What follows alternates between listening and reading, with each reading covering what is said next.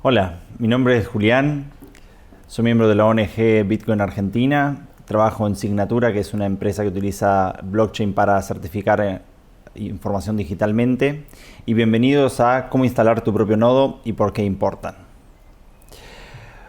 Hoy lo que vamos a hacer es explorar la funcionalidad básica de Bitcoin, vamos a pasar por el proceso de verificación e instalación de Bitcoin Core, vamos a recorrer la interfaz gráfica de Bitcoin y vamos a aprender a utilizar a Bitcoin desde la línea de comandos. La agenda del día de hoy es la instalación de Bitcoin Core, cuáles son los requisitos mínimos, cómo es la interfaz, cuáles son los comandos básicos para obtener información de la red, cuáles son los comandos para administrar tu billetera y vamos a explorar algunas transacciones y algunos bloques. Y por último, vamos a sacar conclusiones acerca de por qué Bitcoin es una fortaleza impenetrable de validación. Cualquier computadora que se conecte a la red de Bitcoin se llama un nodo. Los nodos que verifican completamente todas las reglas del protocolo se denominan nodos completos. Un nodo completo es un programa que valida las transacciones y los bloques. Casi todos los nodos completos también ayudan a la red reenviando transacciones desde mempool a mempool y reenviando transacciones y bloques a otros nodos completos. La implementación de software más popular que nosotros tenemos se llama Bitcoin Core, pero también hay otras implementaciones como Bitcoin Nodes, Armory, LibBitcoin y demás. La mayoría las pueden encontrar en la wiki de Bitcoin bajo los clientes. Se recomienda a todos los que quieran participar de la red de Bitcoin descargar y experimentar con Bitcoin Core y asegurarse que tienen las capacidades de almacenamiento y ancho de banda. Los requerimientos mínimos que nosotros tenemos que tener para utilizar Bitcoin Core son 350 GB de espacio en el disco rígido, 500 MB por día para descargar bloques, hay que poder subir 5 GB al día para suministrar nuevos bloques a otros nuevos participantes y transacciones, una memoria de 1 GB y recordar que Bitcoin Core está disponible para los 3 sistemas operativos más populares que son Windows, Linux y macOS. Vamos a arrancar con el proceso de verificación de la instalación de Bitcoin Core. En la página web bitcoincore.org/en/download ustedes van a encontrarse las descargas para macOS, Linux y Windows. Nosotros vamos a hacer uso de Windows. En este caso, lo que nosotros podemos descargar de esta web no es solamente el paquete instalador de Bitcoin Core, que es lo que vamos a necesitar para instalarlo, sino que también vamos a utilizar un paquete que se llama checksums, ¿sí? Que se encuentra acá abajo. Este paquete checksums nos va a permitir a nosotros verificar que la descarga es la correcta. Una vez que nosotros descargamos esos dos archivos, vamos a tener que ir a la carpeta en donde esos dos archivos se encuentran descargados y, abriendo desde una de las terminales, ejecutar el siguiente comando.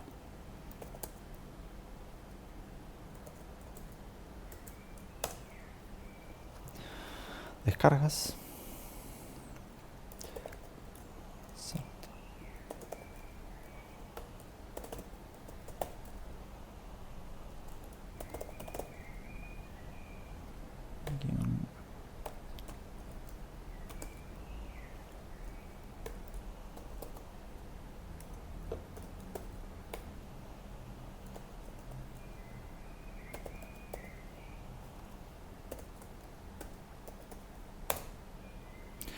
Lo que nosotros obtenemos a la salida de este comando es una huella digital, es un hash de este archivo, el SHA-256, del archivo que nosotros descargamos dentro de nuestra computadora.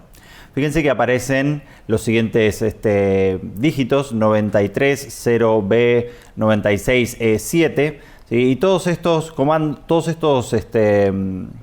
números, lo que son básicamente es una huella digital, una digital fingerprint de lo que nosotros descargamos. Para eso es lo que nos va a ser útil el segundo de los archivos, el de los checksums.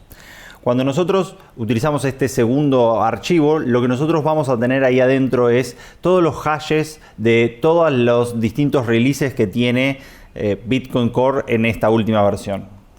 Para abrir este archivo, lo que nosotros ejecutamos es el comando type ya 256 sums.acs. Lo que nosotros tenemos que chequear es que las huellas digitales del archivo que yo descargué y las huellas digitales que están en este archivo de checksums correspondan. Si nosotros miramos en Windows 64, en el archivo exe que nosotros tenemos, fíjense que arranca con 93.0b96 y termina BBE14C, y nosotros podemos ver que termina también BBE14C. Entonces, esta primera verificación lo que hace es que estemos completamente seguros que el archivo que nosotros descargamos de la web de Bitcoin Core sea exactamente igual a lo que ellos liberaron y que ese archivo no fue corrompido por algún atacante o que fue interceptada esa comunicación por alguna persona. Lo siguiente que nosotros vamos a hacer es verificar la huella digital, ¿sí?, o la firma criptográfica de los desarrolladores de Bitcoin Core. Para hacer esta verificación, lo que nosotros tenemos que tener instalado previamente es GPG, ¿sí?, o GNU Private Guard. Lo que nosotros necesitamos es, primero que nada, conectarnos e ir al key server donde están las claves de los desarrolladores. Para eso tenemos que ir primero a la carpeta donde nosotros lo tenemos instalado. CD.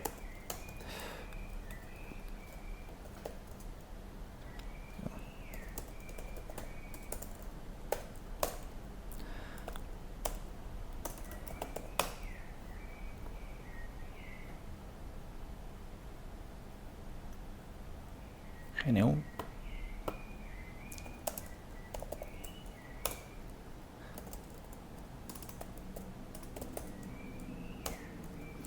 Y en la carpeta donde nosotros tenemos el archivo GPG exe, fíjense, lo que nosotros vamos a ejecutar es el siguiente comando. Recuerden que en este caso ustedes tienen que traerse también su archivo de checksums, ¿sí? Tienen que traérselo desde descargas hasta esta misma carpeta. Lo que nosotros vamos a hacer es ejecutar el siguiente comando. Lo que hace este comando es particularmente conectarse con el servidor de claves y pedir que descargue las claves de las releases de Bitcoin Core. En este caso, fíjense que nos trajo, ¿sí?, la clave de Vladimir J. van der Laan, ¿sí?, es uno de los desarrolladores de Bitcoin Core, ¿sí?, y en este caso nos dice que sin cambios y solamente tenemos esta clave. Particularmente, ¿sí?, eso hace que nosotros tengamos que hacer la última de las verificaciones. Tenemos que verificar que el paquete, ¿sí?, este checksum que nosotros nos descargamos, esté firmado también por él. Para eso lo que vamos a hacer es gpg.exe.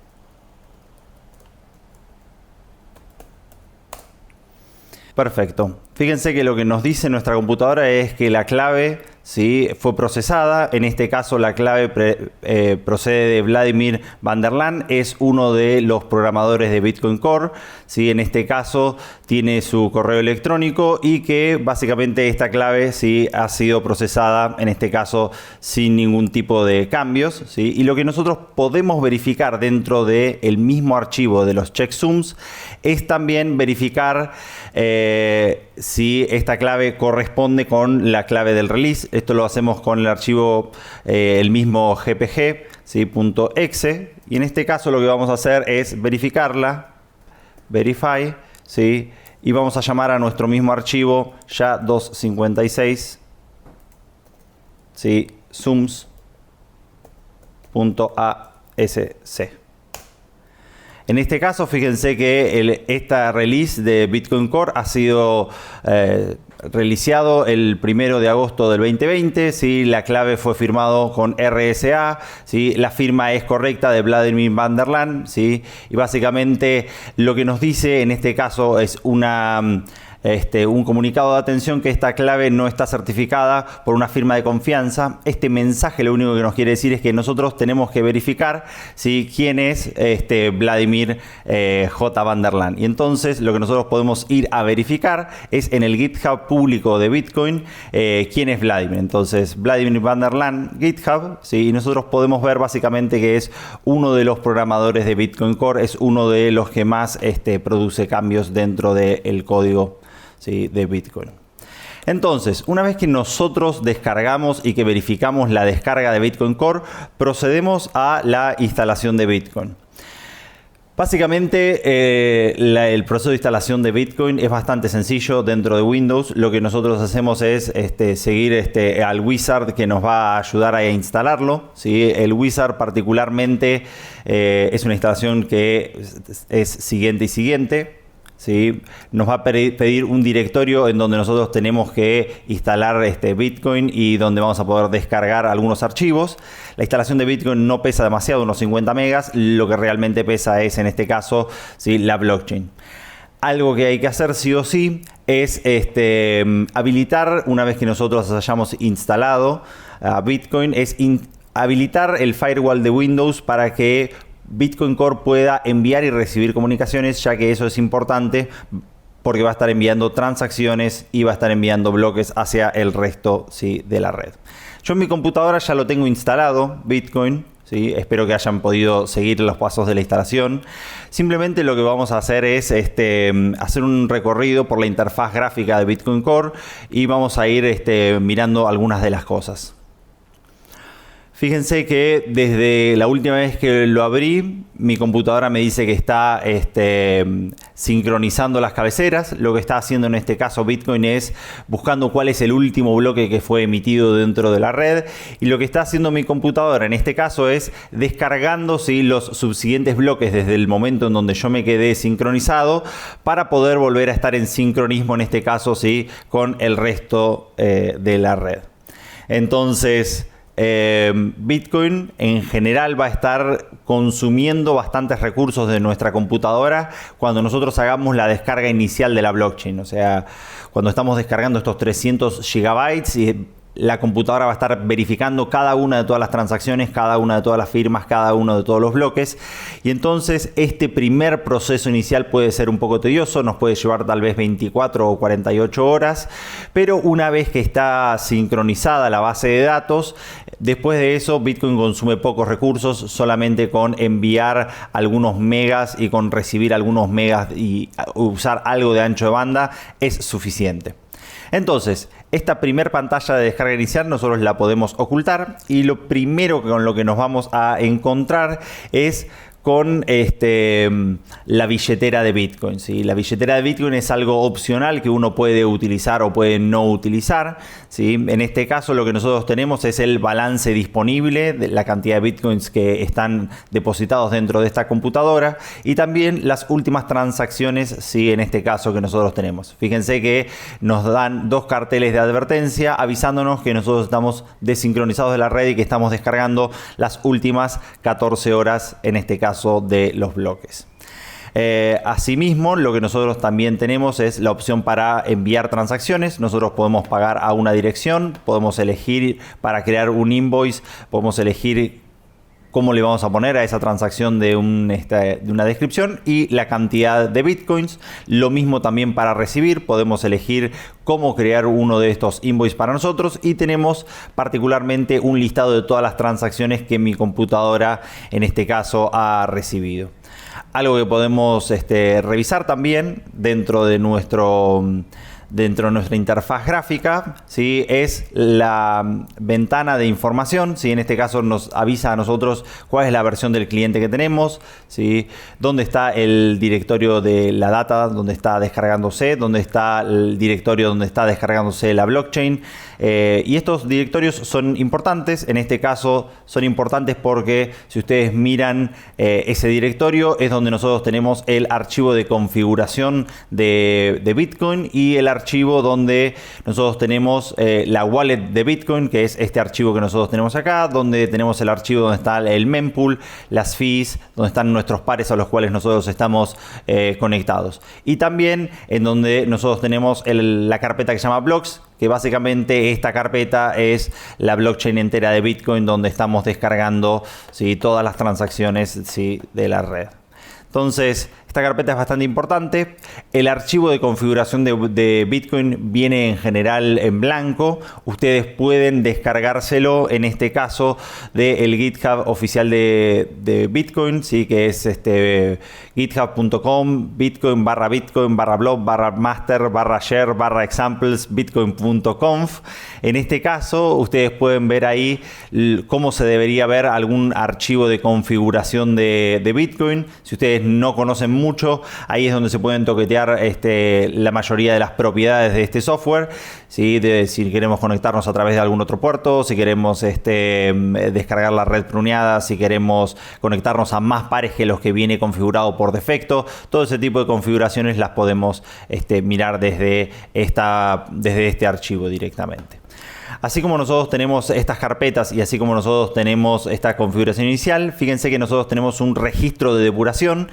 El registro de depuración de Bitcoin particularmente lo que nos dice es cómo está funcionando en este caso la red de Bitcoin. Fíjense que lo que está haciendo constantemente este archivo es mostrarnos, ¿sí?, lo que está haciendo el software por detrás. Particularmente lo que debería estar haciendo el día de hoy es descargando, ¿sí?, los nuevos bloques, ¿sí?, de la blockchain de Bitcoin, ¿sí?, y nos está directamente, bueno, en este caso se estaba conectando a nuevos pares, ¿sí?, como tenemos mostrando ahí, y después está básicamente buscando las nuevas puntas de la cadena de Bitcoin. También lo que nosotros podemos ir monitoreando es el tráfico de la red. El tráfico de la red básicamente nos muestra cuánto es la información de salida y cuánto es la información de entrada que nosotros estamos compartiendo con el resto de la red. Y en la pestaña de pares lo que nosotros tenemos es todos los pares a los cuales nos fuimos conectando. Entonces, de cada uno de estos pares, lo que nosotros podemos observar particularmente es qué cliente están utilizando ellos, cuál es la versión, ¿sí?, cuál es el último bloque al cual ellos están sincronizados, cuál es el tiempo de conexión, ¿sí?, cuánto fue el último envío, cuánto fue la última recepción, cuánto hemos enviado en total y cuánto hemos recibido en total de ese pares.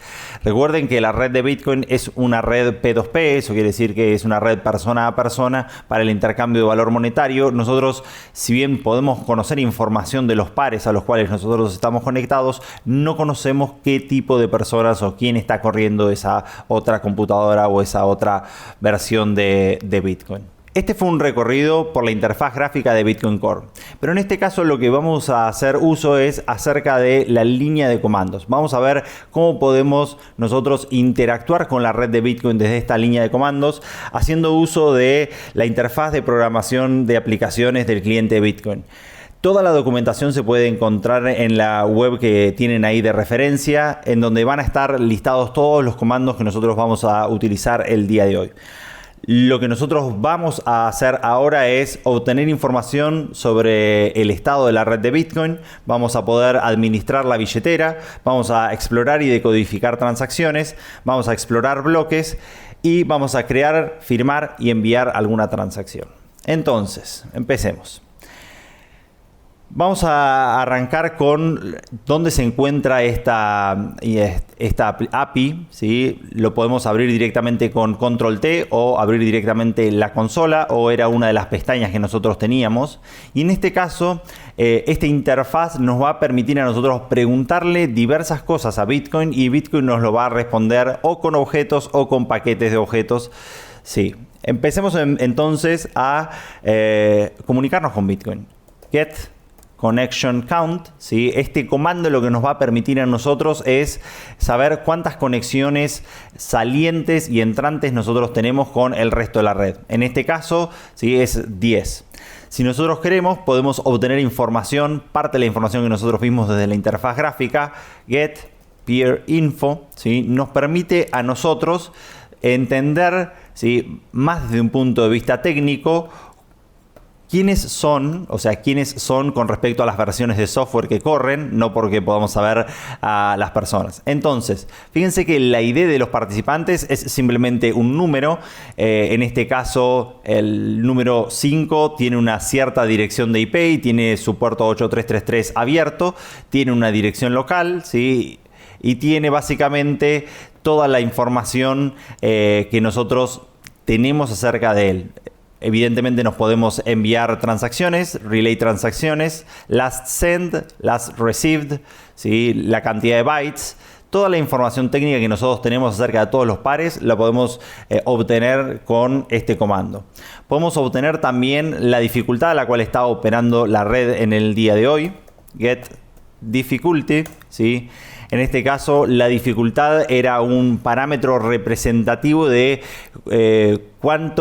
de qué tan difícil es encontrar un bloque de Bitcoin en el momento de ahora. Recuerden que cuando Neville inició la red, Satoshi tenía una sola computadora funcionando y ese parámetro fue utilizado como dificultad 1. Y a medida que se fueron conectando más computadoras, la idea es que Bitcoin vaya resolviendo bloques en promedio cada 10 minutos y por eso se va aumentando la dificultad para que este puzzle criptográfico, en este caso, tenga 600 segundos de tiempo de resolverlo. Fíjense que es un número astronómicamente grande y eso representa el aumento en el poder de la minería y de la seguridad de la red de Bitcoin.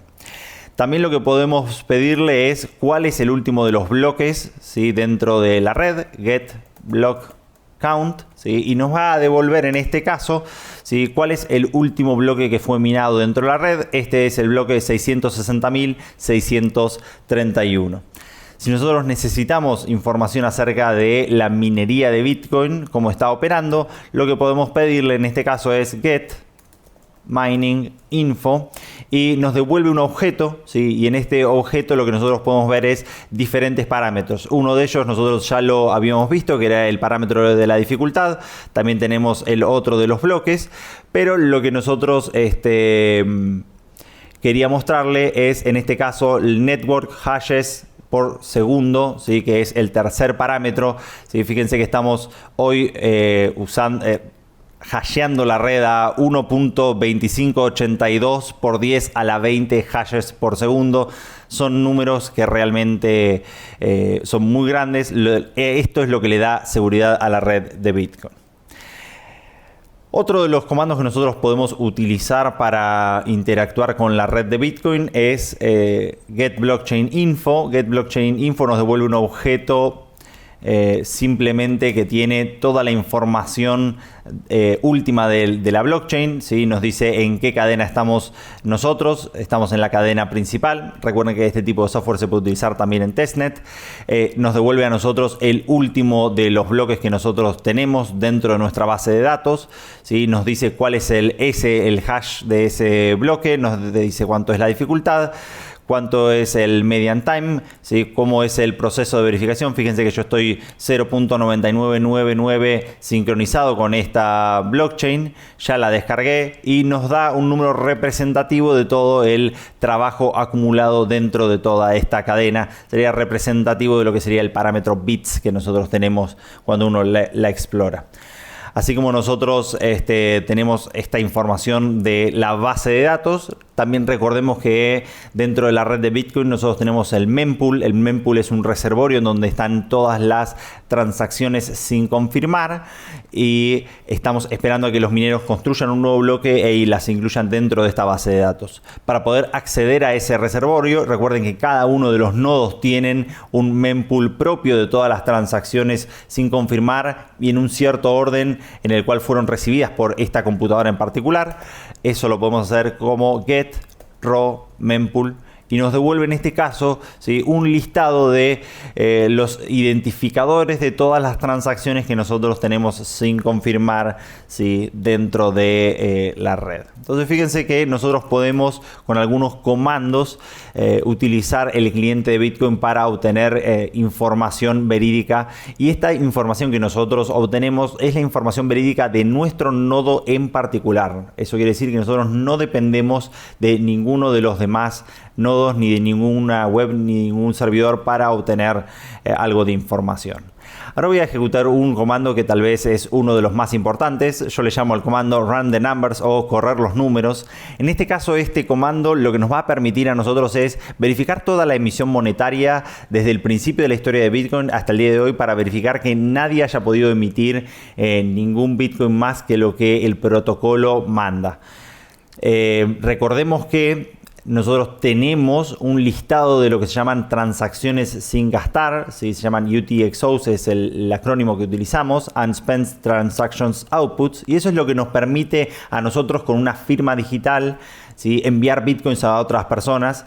Toda la red, en cada una de todas las computadoras está ese listado, y nosotros con un comando podemos verificar y sumar todas estas salidas no gastadas de la red de Bitcoin y chequear cuánto es la cantidad de Bitcoins totales que hay ahora en circulación. Ese comando es get transaction out set info, y ahora vamos a tener que esperar un ratito porque este comando en ejecutar tarda unos 1 o 2 minutos.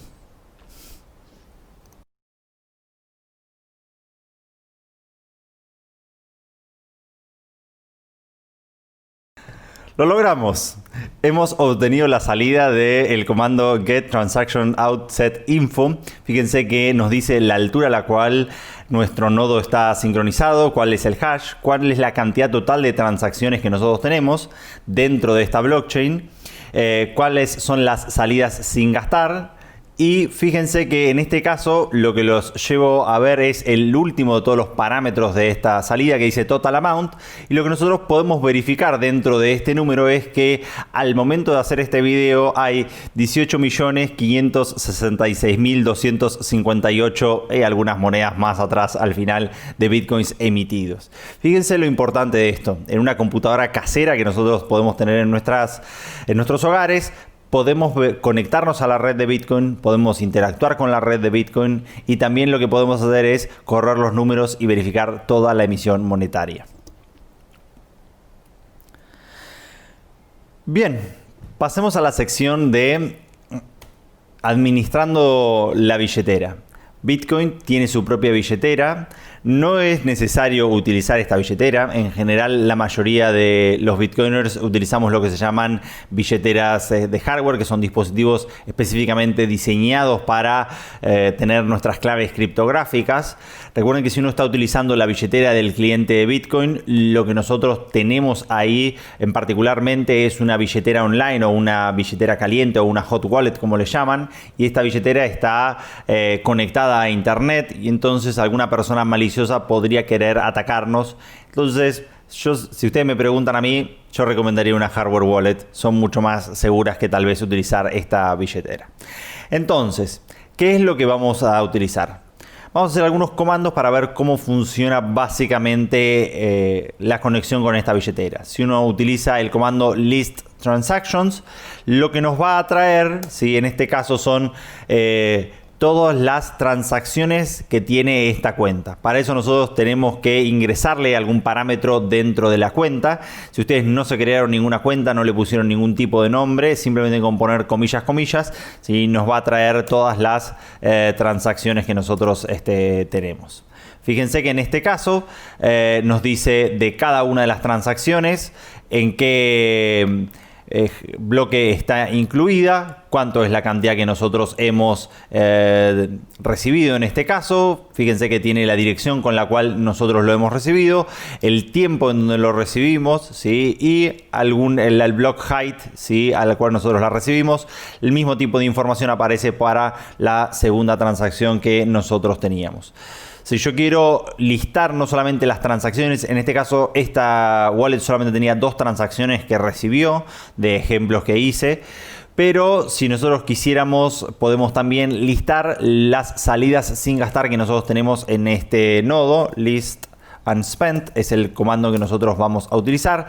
En este caso lo que nos devuelve es las 2 salidas sin gastar, ¿sí?, que nosotros tenemos dentro de esta billetera. Si nosotros hubiésemos hecho alguna transacción enviando o recibiendo, esto nos hubiese generado una dirección para enviarnos el vuelto de la transacción y hubiésemos tenido algunas diferencias. Pero solamente como usamos esta wallet para recibir transacciones, esos dos parámetros, el list transactions y el list unspent, son exactamente iguales. También lo que nosotros podemos hacer en este caso es agarrar y ejecutar un comando para que seguramente algunos de ustedes lo han hecho explorando la blockchain. Generalmente uno, cuando quiere saber si una transacción se confirmó, hay dos opciones fundamentales. Uno, si uno tiene la ID de la transacción, va y chequea con ese ID de la transacción en algún explorador de Bitcoin y podemos obtener si nuestra transacción fue confirmada. Y la otra, si nosotros tenemos la dirección a la cual le dijimos a la otra persona que nos envíe bitcoins. Si nosotros le dijimos envíanos a esta dirección, vamos, pegamos esa dirección y podemos obtener cuántas veces esa dirección aparece en la blockchain de Bitcoin. Yo voy a agarrar algunas de las direcciones que nosotros tenemos acá y para hacer este comando get received by address, ¿sí? Y lo que nosotros ingresamos es la dirección al final y lo que nos dice es en ese caso, ¿sí?, cuánto es la cantidad de saldo que tiene esa, cuántas veces recibió esa dirección. Algo más que nosotros también podemos hacer, ¿sí?, dentro de la interacción con la wallet de Bitcoin, ¿sí?, es algo que es un comando que se llama get new address, ¿sí? Y en este caso nos va a devolver una nueva dirección de Bitcoin para que nosotros podamos recibir criptomonedas en esa dirección. Algo que no hay que hacer, lo que es mostrar las claves privadas asociadas a estas direcciones, se puede hacer también. Yo no las voy a utilizar estas direcciones, pero el comando es dump private key. ¿Sí? Cuando nosotros utilizamos el comando dump private key, lo que nos muestra es la clave privada asociada en este caso a esa dirección de Bitcoin que nosotros tenemos. En este caso, si nosotros quisiéramos, podríamos solamente con esta tira de caracteres que arranca con L4ET, podríamos levantarla en cualquier otra billetera, ¿sí?, y ejecutar una transacción de Bitcoin si nosotros tuviésemos fondos en esa dirección. Y hay un comando más, ¿sí?, que se llama import private key, que en este caso, este comando, ¿sí?, lo que hace es particularmente de una dirección, de una clave privada que nosotros podamos tener de algún otro lado, de alguna wallet, de alguna paper wallet que nosotros tengamos, ¿sí?, en donde nosotros tengamos estas direcciones, estas claves privadas así escritas, lo que podemos hacer es importarlas, ¿sí?, y traerlas directamente, en nuestro caso, a el cliente de Bitcoin. En este caso, lo que está tratando de hacer siempre es reexplorar dentro de esa private key todas las miles de transacciones que podría tener. Nosotros vamos a directamente cancelar esta parte.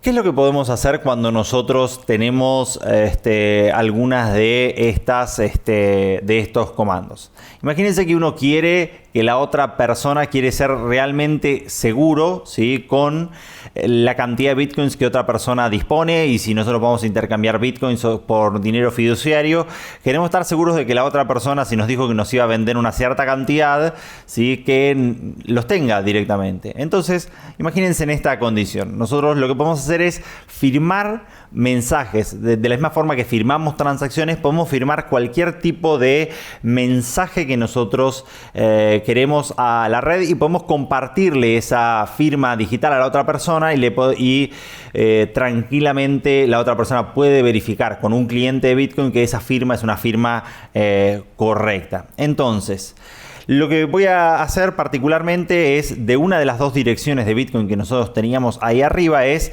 ver la clave privada. Entonces, dump private key, comando que usamos recién, y la dirección legacy, en la cual yo tenía 0.001 Bitcoin o alguna fracción así.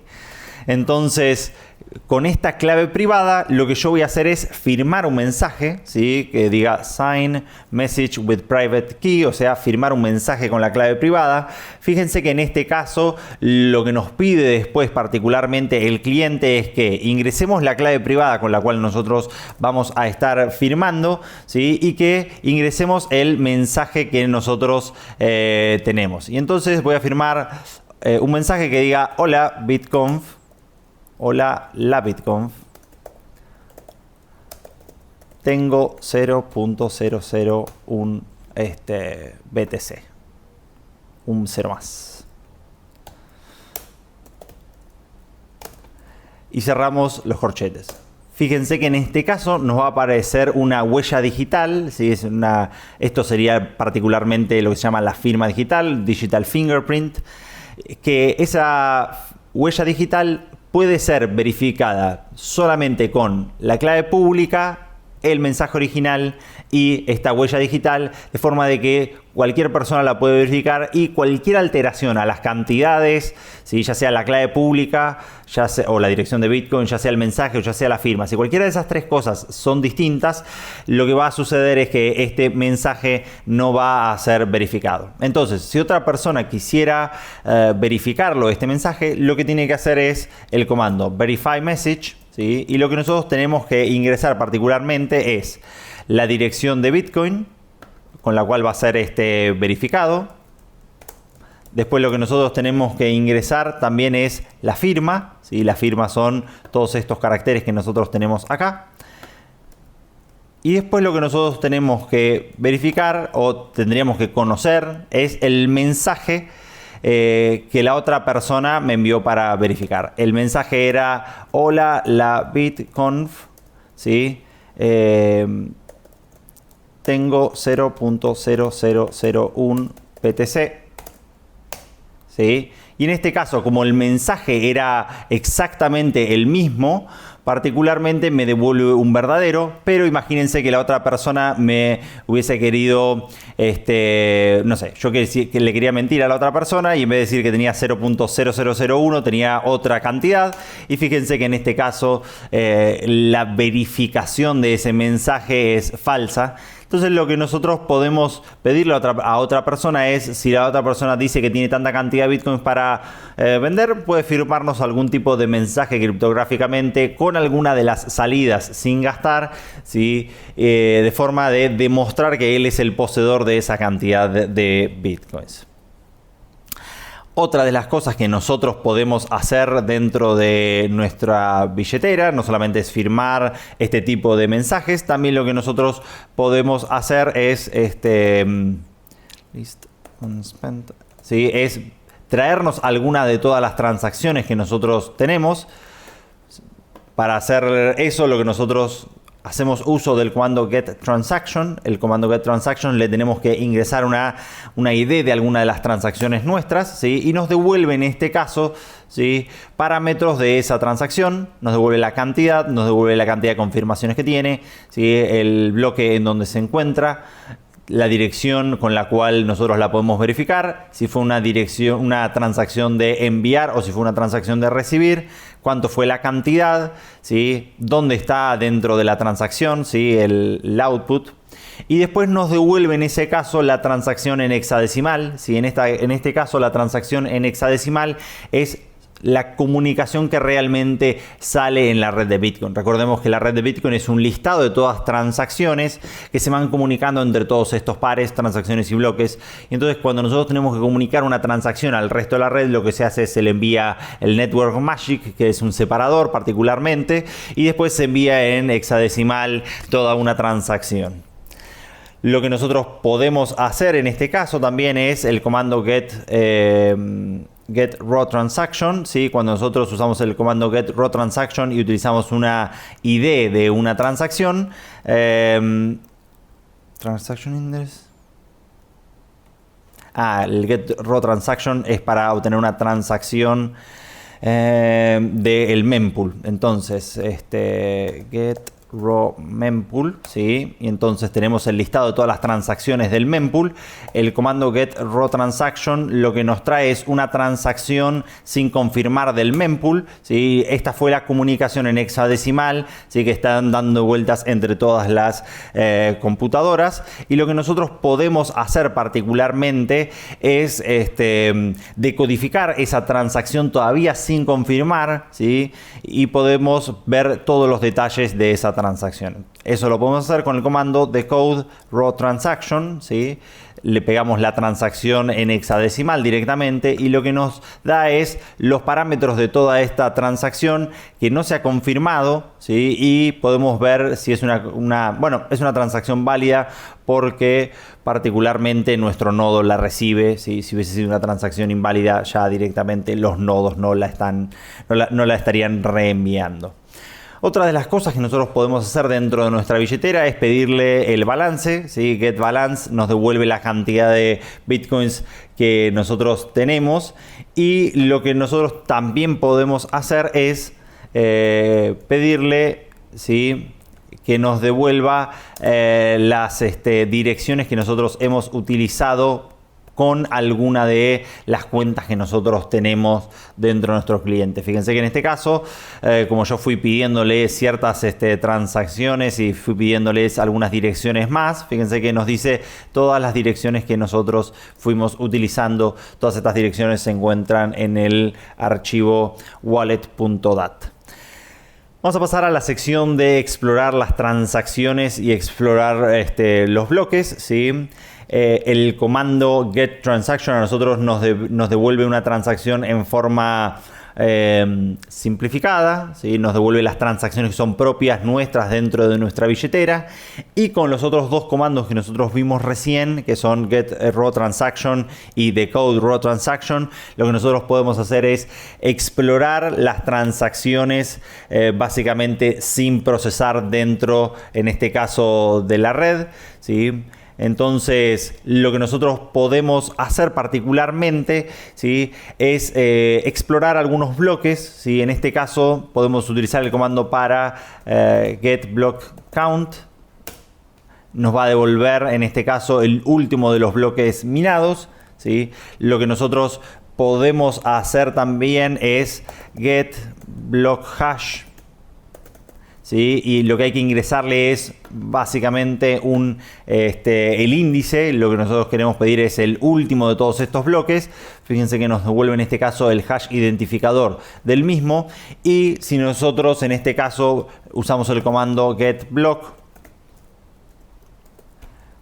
lo que nos va a traer es toda la información, en este caso, del último bloque de la red de Bitcoin, porque fue al que yo le pedí.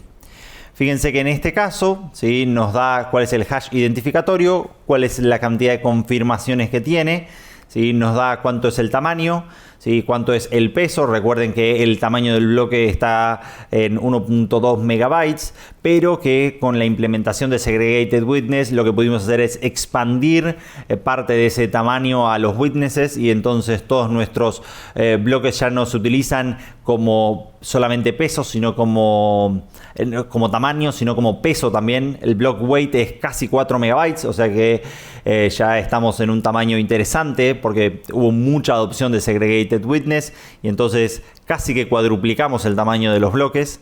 Y bueno, después tenemos la altura, la versión, ¿sí? Y en este caso lo que tenemos al final de todo es dos parámetros en particular: la raíz del árbol de Merkle o el Merkle Root, que nos representa a nosotros todas las transacciones que nosotros vamos a listar después, y después lo que nosotros tenemos particularmente abajo es un listado de todas las transacciones que hay incluidas en este caso dentro de este bloque. Fíjense que también lo que tenemos nosotros es el tiempo, ¿sí?, el nonce que se utilizó para resolverlo en este caso, bits, que es un parámetro que nos representa a nosotros la dificultad con la que se resolvió este bloque, la dificultad, el chain work acumulado, ¿sí?, la cantidad de transacciones, y también lo que nosotros tenemos es el hash del bloque previo. El hash del bloque previo es lo que va entrelazando toda esta cadena de bloques de forma de que sea un listado impenetrable de transacciones. Entonces, como para recapitular un poquitito todo lo que fuimos hablando en este webinar. Bitcoin es una fortaleza impenetrable de validación, ¿sí? Básicamente somos aproximadamente unos 50.000, 60.000 nodos que están encendidos. Algunos se apagan, otros se encienden. Cada uno de estos nodos está conectado en promedio entre 8 y 12 computadoras distintas.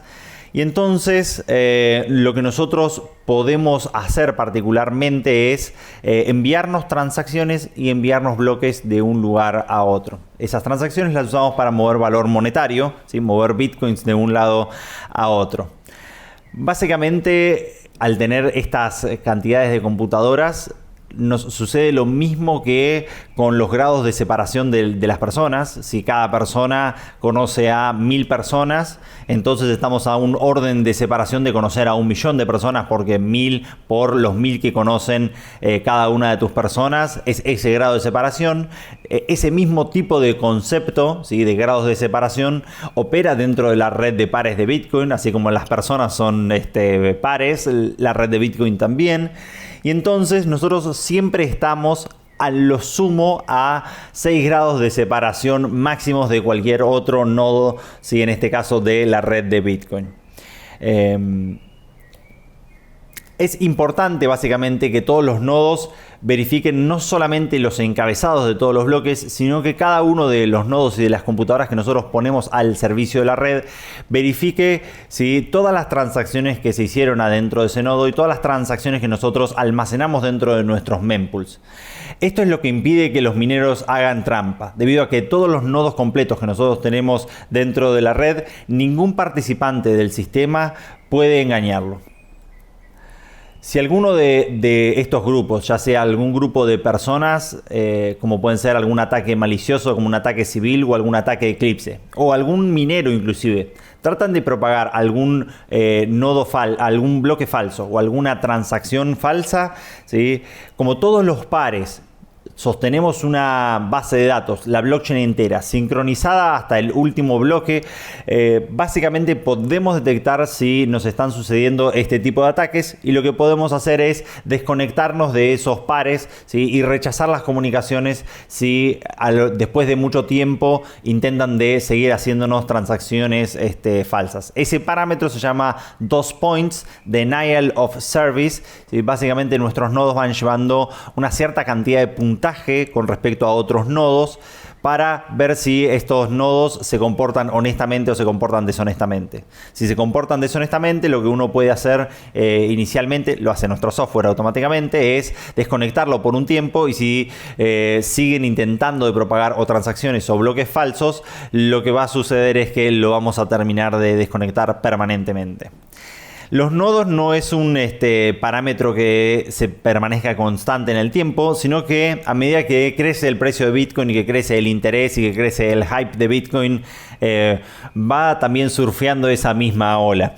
En este caso, lo que les estoy mostrando es un gráfico de CoinDesk, que utilizó la base de datos de Luke Dasher, otro de los programadores de Bitcoin Core, en donde muestra en este caso la cantidad totales de nodos y el precio de Bitcoin. En el pico máximo de 20.000 del año 2017, principio del 2018, la red de Bitcoin llegó a tener aproximadamente unos 200.000 nodos, y después, con la caída de precio, la cantidad de nodos fue decayendo. Aproximadamente ahora tenemos unos 50.000, 60.000 nodos. Yo creo que hay gente que tiene descargado y que está utilizando esta red de Bitcoin, simplemente que no lo tiene sincronizado al tope de la cadena con estos 50.000, 60.000 nodos. Ya piensan que es suficiente descentralización. Entonces, hay algunas de las ventajas, ¿sí?, para utilizar un nodo completo. Básicamente es que todas las comprobaciones que nosotros utilizamos y todas las interacciones que nosotros hacemos con nuestra computadora dependen básicamente de lo que nosotros tengamos en nuestra computadora y no del resto, ¿sí?, de la red. En general, las billeteras ligeras o livianas o de verificación de pago simple, ¿sí?, en general, si hacen una transacción falsa o si hacen algún tipo de comunicación falsa, no van a afectar a las comunicaciones de un nodo completo, porque nosotros podemos detectar este tipo de ataques. En el caso de un hard fork o una bifurcación, ¿sí?, uno puede elegir cuáles son las reglas que uno quiere seguir, ¿sí? Recordemos que en el año 2017 hubo varias de estas bifurcaciones, como pueden ser Bitcoin Cash o Bitcoin Gold o Bitcoin Private, y uno, al ser usuario de un tipo de software, puede elegir, ¿sí?, cuál es la versión de software que quiere correr. ¿Sí? En este caso, nosotros seguimos utilizando Bitcoin Core, y bueno, Bitcoin Cash tiene su propio software con sus propias reglas y con su propio consenso y su propia cadena. Básicamente te brinda un mayor grado de privacidad, ya que uno puede manejar las direcciones, uno puede manejar las transacciones, uno puede manejar los outputs que quiere ir gastando sin ningún tipo de información. Recordemos que nuestras billeteras livianas, como se tienen que conectar a algún tipo de nodo y probablemente se conecten a los nodos de los servidores de los programadores de estas billeteras, de alguna forma yo creo que vamos filtrando alguna pequeña información acerca de las transacciones que nosotros hacemos desde nuestros dispositivos o las direcciones que nosotros utilizamos. Y correr un nodo, tal vez lo más importante, hace que la red sea cada vez más robusta.